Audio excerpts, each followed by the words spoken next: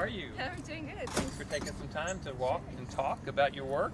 Let's start with sort of how you became interested in expressing yourself through the medium of wood.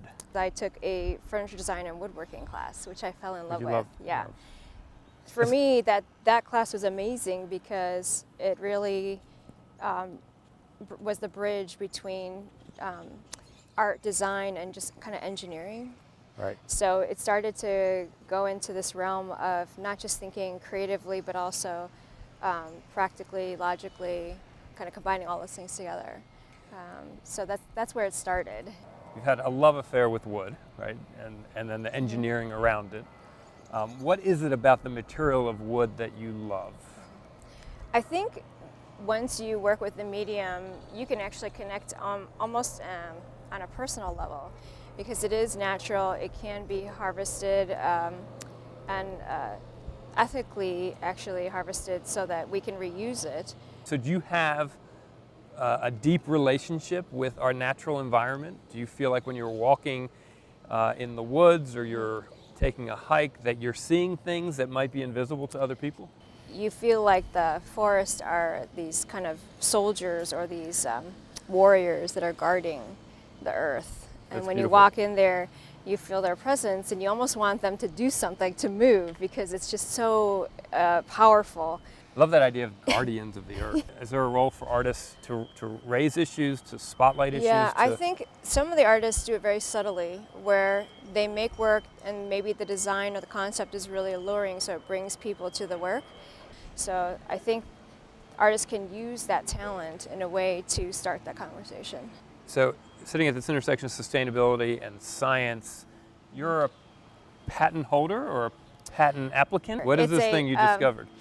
It's a non-toxic substrate similar to MDF or particle board that has no adhesive binder that is formaldehyde based. So it's a kind of a glue? It's naturally bonded using a water forming process, and then it is compressed with high heat and pressure to activate the lignin in the wood particles, which then creates a board. All right.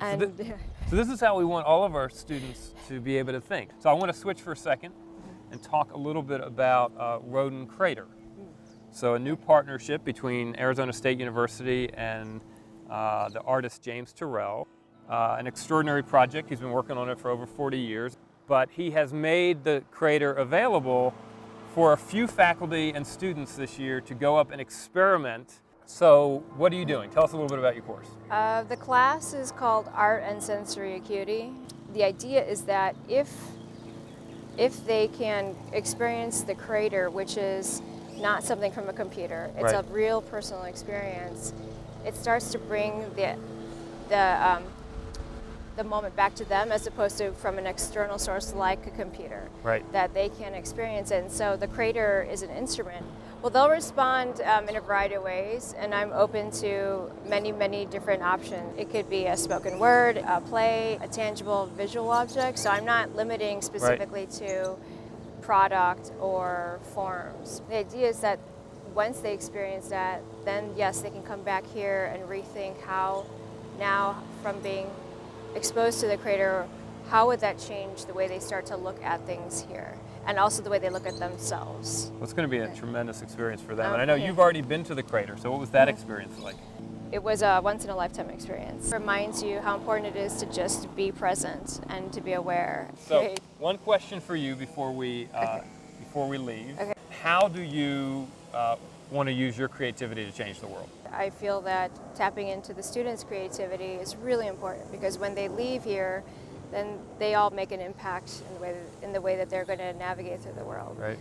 You definitely have figured out how to inspire students in the classroom to find their creativity.